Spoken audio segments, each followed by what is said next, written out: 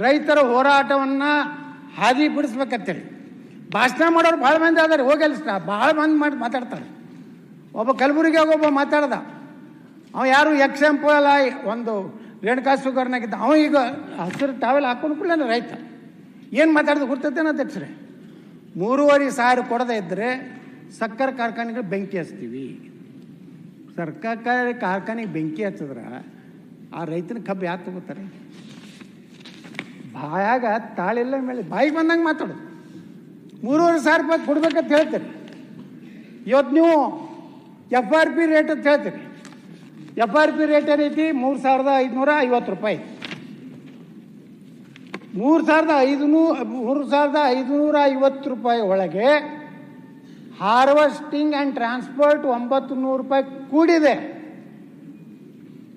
ಹಾಗಾದ್ರೆ ಕೇಂದ್ರ ಸರ್ಕಾರ ಸಕ್ಕರೆ ಬೆಲೆಯನ್ನು ಕನಿಷ್ಠ 45 ರೂಪಾಯಿ ಕಡಿಮೆ ಆಗದಂತೆ ಎಕ್ಸ್ಪೋರ್ಟಿಗೆ ಇವತ್ತು ಸಪೋರ್ಟ್ ಮಾಡೋಂಥ. ಇವತ್ತು ನೋಡ್ರಿ, ಇಲ್ಲಿ ನಾವು ಇಥನಾಲ್ ಫ್ಯಾಕ್ಟ್ರಿ ಇದೆ ನಮ್ಮದೇ.